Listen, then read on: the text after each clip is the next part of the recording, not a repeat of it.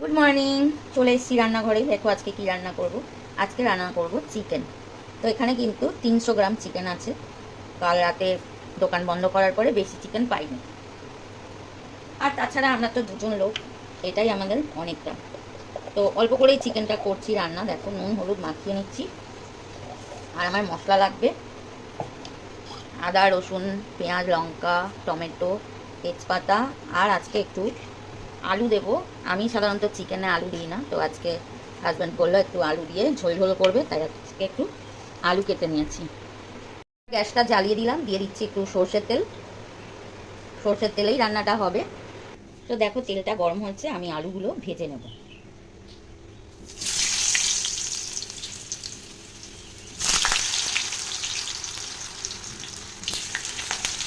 আর আলুগুলো যখন ভাজা হবে ততক্ষণ আমি মশলাটা তৈরি করে নেব। তো এই দেখো মশলাটা নিয়ে নিয়েছি মিক্সির বোলের মধ্যে। এর মধ্যে কিছু গোটা গরম মশলা দেবো আর দেবো একটু গোটা জিরে। এই গোটা গরম মশলা দিয়ে রান্নাটা করলে কিন্তু দারুণ টেস্ট হয়। তো আর এখানে দিয়ে দেবো একটু তেজপাতা। তো এর মধ্যে আলুটা একটু স্লাইড করে দিয়ে দেবো একটু পেঁয়াজ কুচি। তো দেখো কত সহজে আমি রান্নাটা করে নেব আর তাড়াতাড়ি। তো একসঙ্গে ভাজা হয়ে যাবে আলু আর পেঁয়াজটা। তো এবার আমি মশলাটা বেটে নেব। তো আমার মশলা বাটা হয়ে গেছে। চিকেনটা ম্যারিনেট করে নেব।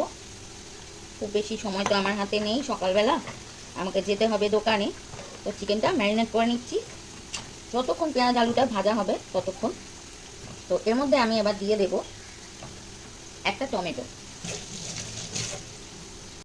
এই যে ছোট্ট একটা টমেটো দিয়ে দিলাম, খুব বেশি দেবো না, কেন জিনিসটা অল্প, তো এক গাদা দিলে টক হয়ে যাবে।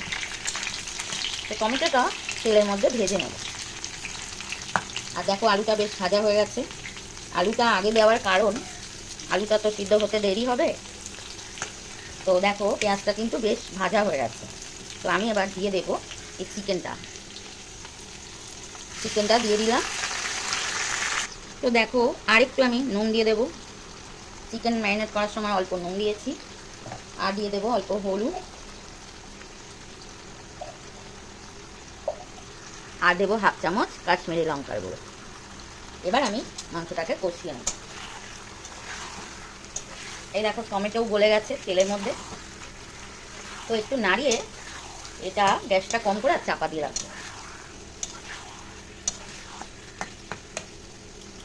তো আলুর মধ্যেই চিকেনটা দিয়ে দিলাম, এই কারণে আলুটা কিন্তু বড় বড় সিদ্ধ হতে দেরি হবে। তো এবার আমি এটা ঢাকা দিয়ে দেব।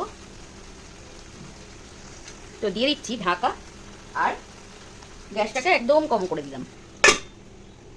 তো এটা এবার হবে 10-15 মিনিট। তো এই দেখো চাপা দিয়ে রেখেছিলাম, তো তেল ছেড়ে গেছে।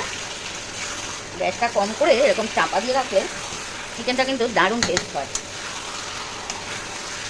একটু আমি নাড়িয়ে দিচ্ছি, দিয়ে গ্যাসটা আরও কম করে দেব, দিয়ে আবার আমি চাপা দিয়ে রাখবো। তো দেখো চিকেনটা ঢাকা দিয়ে রেখেছিলাম, পুরো কিন্তু এটা রান্নাটা কমপ্লিট। দেখবে আলু একদম সিদ্ধ হয়ে গেছে, এই দেখো। কিন্তু আমি কি করব, আজকে যেহেতু চিকেনটা একটু ঝোল হবে তার জন্য আমি একটু জল দেব। তোমরা চাইলে এরকমও রাখতে পারো, আমার কিন্তু এরকম পছন্দ। কিন্তু হাজব্যান্ড আজকে বলেছেন ঝোল খাবো, তো ঝোল দিতে হবে, জল দিতে হবে। তো আমি এদিকে জল ফুটতে দিয়েছি। এই দেখো গরম জল এবার আমি দিয়ে দেবো। এটা কিন্তু ফোটানো জল, তো খুব বেশি দেবো না, দেখছি কতটা লাগবে।